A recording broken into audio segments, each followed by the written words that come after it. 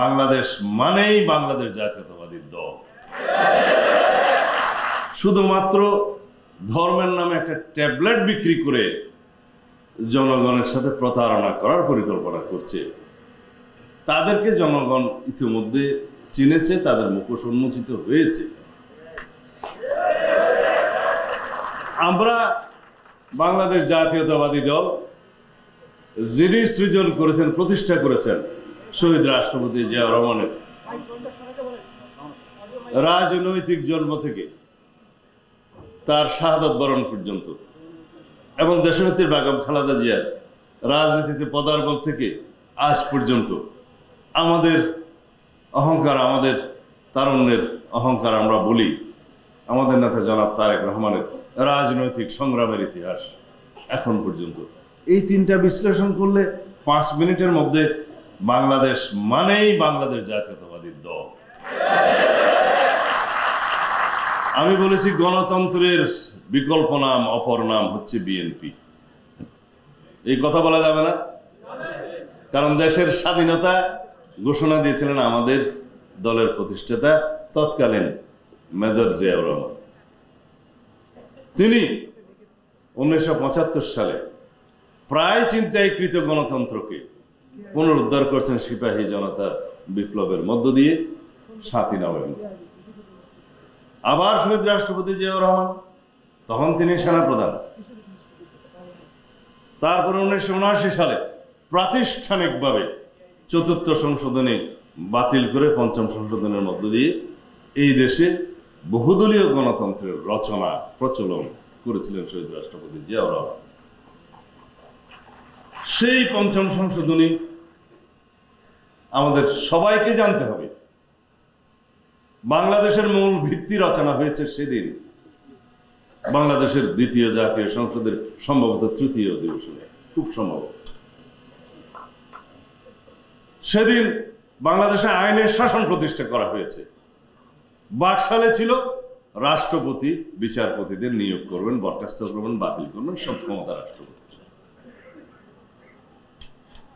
আইনের শাসন প্রতিষ্ঠা আমরা এখন অঙ্গীকার আবদ্ধ, ভিত্তি ওখানে। সুপ্রিম জুডিশিয়াল কাউন্সিল প্রতিষ্ঠা করে আজ পর্যন্ত সেটা বহাল আছে। মাঝখানে হাসিনা অবশ্য বাতিল করে দিয়েছিল 16তম সংশোধনের মধ্য দিয়ে। আবার পিতার সেই সংশোধনে নিয়ে আসছিল পার্লামেন্টের মাধ্যমে বিচার বিভাগের যে কাউকে বরখাস্ত করা যাবে। যাই হোক, এগুলো আপনারা সংক্ষিপ্তভাবে বলবেন। গণমাধ্যমের স্বাধীনতা, বিচার বিভাগের স্বাধীনতা, গণতন্ত্রের বহুদলীয়করণ, বহুদলীয় গণতন্ত্রের প্রবর্তন সবই জিয়াউর রহমানের কৃতিত্ব 1979 সালে। তারপরে দেশীয় বিদেশীয় ষড়যন্ত্রের কারণে শহীদ রাষ্ট্রপতি জিয়াউর রহমানের শাহাদত বরণ করতে হলো। তারপরে শুরু হলো দেশনেত্রী বেগম খালেদা জিয়ার রাজনীতিতে আগমন। এদেশের গণতন্ত্রের পুনরুদ্ধারের জন্য লড়াই সংগ্রাম করতে করতে স্বৈরাচার সামরিক শাসন বিরোধী আন্দোলনে বিজয়ী হয়ে 1990 সালে 1991 সালে এদেশে সংসদীয় পদ্ধতির রাজনীতি চালু করল, সরকার পদ্ধতি চালু করল। সেই কৃতিত্ব বিএনপির। 1996 সালে জনগণের দাবিতে আমরা গ্রহণ করলাম, সেই সংসদে আমিও একজন সদস্য ছিলাম, সংসদ সদস্য। 1996 সালে আমরা তত্ত্বাবধায়ক সরকার পদ্ধতি প্রচলন করলাম।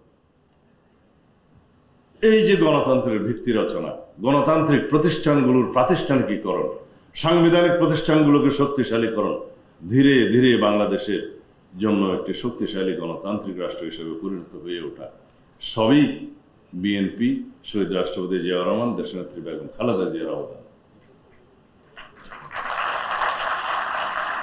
তার পরবর্তীতে ইতিহাস পাল্টে দেয়া, আবারও বাকশালের মতো একদলীয় শাসন ব্যবস্থা এবং রাষ্ট্র ব্যবস্থার খায়েশ পূরণ করার জন্য মুজিবের কন্যা হাসিনা ফ্যাসিবাদী শাসন ব্যবস্থা কায়েম করলেন। মুখোশ সাংবিধানিক সরকার, সংসদীয় সরকার, মুখোশ গণতন্ত্রের, ভিতরে বাকশাল। এই ছিল তার শাসন ব্যবস্থার মূল কথা। তত্ত্বাবধায়ক সরকার পদ্ধতি বিলুপ্ত করলেন এবং 14, 18, 24 পর্যন্ত এই অগণতান্ত্রিক শাসন ব্যবস্থা, ফেসিবাদী শাসন ব্যবস্থা কায়েমের মধ্য দিয়ে পৃথিবীর ইতিহাসে সবচাইতে জঘন্য একদলীয় একনায়কতান্ত্রিক ফেসিবাদী অগণতান্ত্রিক শাসন ব্যবস্থা প্রতিষ্ঠা করল। বিএনপির ইতিহাসের বিপক্ষে সংক্ষিপ্ত এই ইতিহাসটা আপনারা মাঠে ঘাটে সবাইকে বলবেন। এগুলো হচ্ছে সহজ কথা, যায় বলা অতি সহজে। এই কথাগুলো আপনারা বলবেন। জনগণ বেশি ইতিহাস চায় না। আমাকে যখন জিজ্ঞেস করছে, ভাই সাহেব এই 31 দফা 1 থেকে 31 পর্যন্ত কে পড়বে, কতজন পড়বে? গ্রামের আমজনতা মানুষ, অনেক মানুষ শিক্ষা দীক্ষা গ্রহণ করতে পারে নাই, বয়স্ক মানুষ, তাদের পড়াশোনা নাই, তাদের জন্য কি করবেন? তাদের জন্য বলবেন হলো আজকের এই কথাগুলো। কৃষককে বলবেন এই কৃষক কার্ড, এটা থাকলে বলবেন আপনি কৃষি ঋণ পাবেন সহজে, সার বীজ পাবেন ন্যায্য মূল্যে, বিনামূল্যে অন্য সেবা পাবেন, কৃষকের সমস্ত তথ্য পাবেন, আবহাওয়া তথ্য পাবেন, সবকিছু পাবেন এই একটা টেলিফোন ফিগার। ফ্যামিলি কার্ড, মা বোনদের কাছে গিয়ে বলুন যে পরিবারের, আমরা বলি নারীর ক্ষমতায়ন, এটা তো শুধু বক্তৃতার মতো বললে হবে না, নারী বুঝতে হবে যে তার আসলে ক্ষমতা আছে। তখন বলবেন যে এই ফ্যামিলি কার্ডটা হচ্ছে আপনার ক্ষমতা, এই পরিবারের আপনি প্রধান, এই ফ্যামিলি কার্ড যদি আপনার থাকে এই পরিবারের মধ্যে আপনার নিরাপত্তা 1 নম্বরে থাকবে। জামাই বাবু খুব সহজে তাকে বকাশকা করতে পারবে না অন্যায় বাবু, বলে যে এই ফ্যামিলি কার্ডটা হচ্ছে আপনার ক্ষমতা, এটাই আপনার ক্ষমতায়ন, এটার মালিক আপনি। বিনামূল্যে চাল ডাল নিত্য প্রয়োজনীয় দ্রব্যাদি একটা নির্দিষ্ট অঙ্কের আপনি প্রতি মাসে পাবেন। আপনার ফ্যামিলি নিয়ে, সংসার নিয়ে টানাপোড়েন আর করতে হবে না। এটা হচ্ছে ক্ষমতায়ন। পাশাপাশি কি সোশ্যাল সিকিউরিটি, যেটা নিরাপত্তা, সেই নিরাপত্তার মালিক সেই ভদ্র মহিলা যিনি পরিবারের প্রধান।